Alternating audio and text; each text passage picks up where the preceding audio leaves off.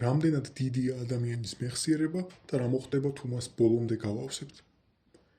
ადამიანის მეხსიერება არ მუშაობს ისე როგორც კომპიუტერის მყარი დისკი, ამიტომ მისი ზუსტი მოცულობის განსაზღვრა საკმაოდ რთულია, თუმცა მეცნიერები გარკვეულ მონაცემებზე დაყრდნობით ცდილობენ ამის გამოთვლას.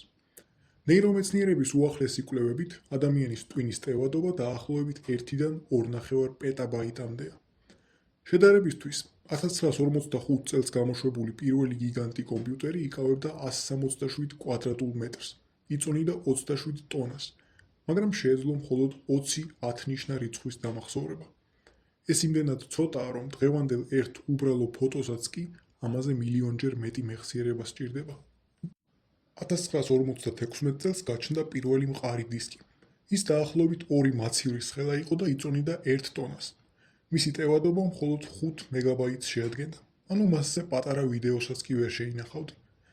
საინტერესო ფაქტი ის არის, რომ ამ 5 მეგაბაიტის ქირაობა თვეში $3,200 ღირდა, რაც დღევანდელი კურსით დაახლოებით $30,000.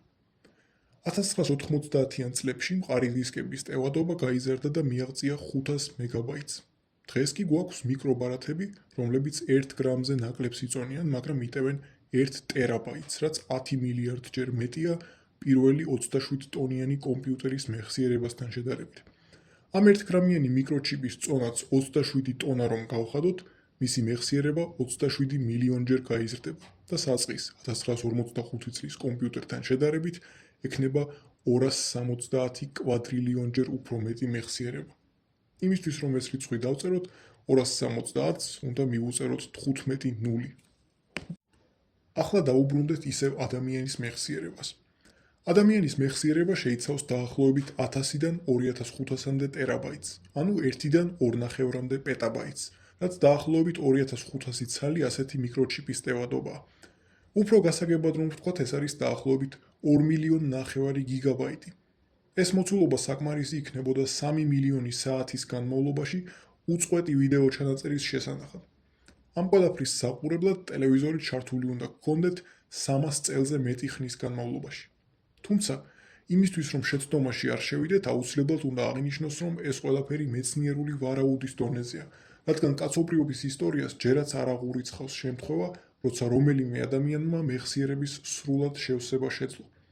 რაც ვთქვით, მათემატიკურად არის გამოთვლილი მეცნიერების მიერ, ისევე როგორც მაგალითად სამყაროს ზომა. არც ერთ ადამიანს საკუთარი ხელით არ გაუზომავს რამხელაა სამყარო, მაგრამ მეცნიერული გამოთვლებით ვაკეთებთ მიახლოებით ვარაუდს. ვარაუდი მეხსიერების შესახებაც სწორედ ასეთი ვარაუდების კატეგორიას მიეკუთვნება. არსებობს რამდენიმე მიზეზი, თუ რატომ ვერ ვიქნებით დარწმუნებულები მეხსიერების ზუსტ ტევადობაში. პირველი, ნეირონული კავშირები. ტვინი ინფორმაციას არ ინახავს კომპიუტერის მსგავსად.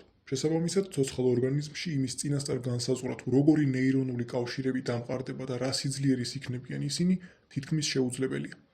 უნდა გვახსოვდეს, რომ ერთი ნეირონი შეიძლება ათასობით სხვა ნეირონს უკავშირდებოდეს, რაც მთელი ამ პროცესის პროგნოზირებას ურთულეს ამოცანად აქცევს. მეორე, ეფექტურობა.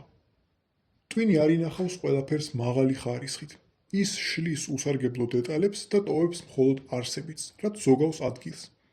სწორედ ამიტომ გახსოვთ თქვენი ცხოვრების გარკვეული მომენტები მკაფიოდ, სხვები კი ბუნდოვნად. მესამე, დინამიურობა. განსხვავებით მყარი დისკისგან, რომელიც ივსება და მერე ჭედავს, ტვინს აქვს უნარი მუდმივად გადააწყოს კავშირები და ახალი ადგილი გამოათავისუფლოს. ტვინის ეს უნარი შეგვიძლია შევადაროთ ჰორიზონტის დევნას. იმისთვის რომ ჰორიზონტს მიუახლოვდე, უნდა იაროთ წინ, მაგრამ როგორც კი წინსვლას იწყებ, ახალი ჰორიზონტი ჩნდება. ასევეა ტვინიც. თუ თეორიულად მივუახლოვდით იმ წერტილს, სადაც მეხსიერების მარაგი გვეწურება, ტვინი გადაეწყობა ისე, რომ გამონახოს ახალი რესურსები. როგორც დგინდება, ჩვენი მეხსიერების ლიმიტი იმდენად დიდია, რომ ადამიანის სიცოცხლის ხანგრძლივობა არ არის საკმარისი მის გადასავსებად. მაგრამ მოდით ჩვენი მეცნიერული ცნობის მოყვარეობა დავიკმაყოფილოთ და დავსვათ კითხვა. რამდენი წელი უნდა იცოცხლოს ადამიანმა, რომ მეხსიერება ბოლომდე გაავსოს? თუ დავეყრდნობით ჩრდილო-დასავლეთის უნივერსიტეტის ფსიქოლოგიის პროფესორის პოლ რებერის და სხვა მკვლევარების მათემატიკურ მოდელებს, სურათი ასეთია. თუ დავუშვებთ, რომ ადამიანის ტვინის ტევადობა არის დაახლოებით 2,5 პეტაბაიტი და ადამიანი ინფორმაციას იწერს ისე, როგორც ციფრული ვიდეო ჩამწერი, მაღალი გარჩევადობის, ანუ HD ხარისხის ვიდეოებს, ამ ტემპით უწყვეტად დაბადებიდან სიკვდილამდე ადამიანს მეხსიერების შესავსებად დასჭირდებოდა 300 წელი. ხოლო თუ ადამიანს მივცემთ დღეღამეში 8 საათით ძილის საშუალებასაც, მაშინ დრო 450 წლამდე გაიზრდება.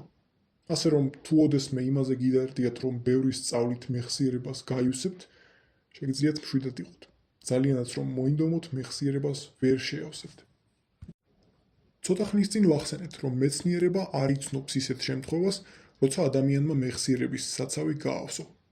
სამაგიეროდ გვაქვს შემთხვევები, როდესაც ადამიანს არაფერი არ ავიწყდება. ჰიპერთიმეზია. ეს არის უიშვიათესი მდგომარეობა, როდესაც ადამიანს აქვს ზემძლავრი ავტობიოგრაფიული მეხსიერება. ადამიანს ახსოვს, რა მოხდა მის ცხოვრებაში ნებისმიერ დღეს, რა ეცვა, როგორი ვარცხნილობა ჰქონდა, რას გრძნობდა, რაზე ფიქრობდა, როგორი ამინდი იყო და ასე შემდეგ. ეს მდგომარეობა იმდენად იშვიათია, რომ დღემდე აღრიცხული შემთხვევები მხოლოდ 100 ადამიანამდეა. მიუხედავად ასეთი მძლავრი მეხსიერებისა, ეს ადამიანები მაინც ახერხებენ ახალი მეხსიერების ფორმირებას. თუმცა ნუ იფიქრებთ, რომ ეს რაღაც სუპერ ძალაა. სინამდვილეში ასეთი განვითარებული მეხსიერება აუტანელიც კი შეიძლება გახდეს. აბა წარმოიდგინეთ, თქვენ ერთდროულად გახსოვთ ყოველი წყენა, დანაკარგი და ტკივილი ისეთივე სიმძაფრით, როგორიც პირველად განიცადეთ. აქ აღარ არსებობს დრო როგორც მკურნალი. ნორმალურ ადამიანებში დროის გასვლა მეტნაკლებად ამსუბუქებს ტკივილს, მაგრამ ჰიპერთიმეზიის დროს ტკივილის ტვირთი მხოლოდ იზრდება და არასდროს უფერულდება. ასევე მათ ტვინში მუდმივად ტრიალებს წარსულის კადრები. ეს კი ბუნებრივია ხელს უშლის ადამიანს აწმყოზე კონცენტრაციაში. აბა წარმოიდგინეთ, გელაპარაკებათ ერთი ადამიანი. თქვენ მას უსმენთ და არ გიჭირთ მისი საუბრის გაგება. ახლა მოვიდა მეორე და ისიც იწყებს თქვენთან საუბარს. შემდეგ მესამე, მეოთხე, მეხუთე. ბოლოს ათასობით ადამიანი რაღაცას გეუბნებათ. თქვენთან მოსაუბრე ადამიანების რაოდენობა კი მუდმივად იზრდება. ასეთ პირობებში ბუნებრივია, რომ ყოველი მომდევნოს საუბარზე კონცენტრაცია უფრო და უფრო გართულდება. მაგრამ ამ მდგომარეობაში საინტერესო ის არის, რომ ადამიანს არაბუნებრივად განვითარებული მეხსიერება აქვს მხოლოდ საკუთარი თავის მიმართ, ანუ ავტობიოგრაფიული მეხსიერება. სხვა ტიპის მეხსიერება ხელუხლებელია. მათ შეიძლება ისევე გაუჭირდეთ ლექსის ან მათემატიკური ფორმულის დამახსოვრება, როგორც სხვებს. იმისთვის, რომ მეხსიერება სამუდამოდ შენარჩუნდეს, მისი შინაარსი უნდა უკავშირდებოდეს თავად ადამიანს. არსებობს ასევე კიდევ ერთი დარღვევა, სავანტის სინდრომი. ეს არის მდგომარეობა, როდესაც ადამიანს აქვს სერიოზული მენტალური დარღვევა, მაგალითად აუტიზმი, მაგრამ ამავე დროს ფლობს რომელიმე სფეროში გენიალურ, თითქმის არაბუნებრივ უნარს. ყველაზე ცნობილი მაგალითი იყო კიმ პიკი, ადამიანი, რომლის შთაგონებითაც გადაიღეს ფილმი წვიმის კაცი. მას ზეპირად ახსოვდა 12,000-ზე მეტი წიგნი. მას შეეძლო ერთდროულად წაეკითხა წიგნის ორი გვერდი, მარცხენა თვალით მარცხენა გვერდი, მარჯვენათი მარჯვენა. და ამისთვის სულ რაღაც 10 წამი სჭირდებოდა. მას ახსოვდა ყველაფერი: რუკები, ისტორიული თარიღები, მუსიკალური ნაწარმოებები, სატელეფონო ცნობარები. ამ ყველაფრის მიზეზი იყო პიკის ტვინში ორი ნახევარსფეროს დამაკავშირებელი ნერვული ქსელის, კორძიანი სხეულის არარსებობა, რის გამოც მის ტვინს არ ჰქონდა ინფორმაციის ფილტრაციის უნარი, ამიტომ ყველაფერს ნედლის სახით ინახავდა. ახლა კი ჩვენი თეორიული დაშვებები კიდევ უფრო გავაფართოვოთ და დავსვათ კითხვა. რა მოხდება, თუ ადამიანი იცხოვრებს 450 წელი და ამ დროის განმავლობაში უწყვეტად ჩავწერთ ინფორმაციას იქამდე, ვიდრე მეხსიერება ბოლომდე არ გაივსება. პირველი რაც მოხდებოდა, იქნებოდა სრული ქაოსი. ტვინი ინფორმაციას ინახავს ნეირონული კავშირებით. თუ ყველა ნეირონი უკვე დაკავებულია კონკრეტული მოგონებით, ახალი ინფორმაციისთვის საჭირო თავისუფალი ნეირონები აღარ დარჩება. ადამიანი დაინახავდა ახალ საგანს, მაგრამ ტვინი მას ვერ ჩაწერდა, რადგან მეხსიერების ყველანაირი რესურსი ამოწურულია. ეს გამოიწვევდა ეგრეთ წოდებულ კოგნიტურ გადატვირთვას, სადაც ადამიანი ცოცხალია, ხედავს, ესმის, მაგრამ ვეღარაფერს აღიქონს როგორც ახალს. მეორე რაც შეიძლება მოხდეს, არის ეგრეთ წოდებული გადაწერის მექანიზმის ამოქმედება. ბიოლოგიური სისტემები, როგორც წესი, ირჩევენ გადარჩენის სტრატეგიას. თუ ტვინი ფიზიკურ ზღვარს მიაღწევდა, სავარაუდოდ ჩაირთვებოდა ავტომატური გადაწერის რეჟიმი. ტვინი დაიწყებდა ყველაზე სუსტი ნეირონული კავშირების გაწყვეტას.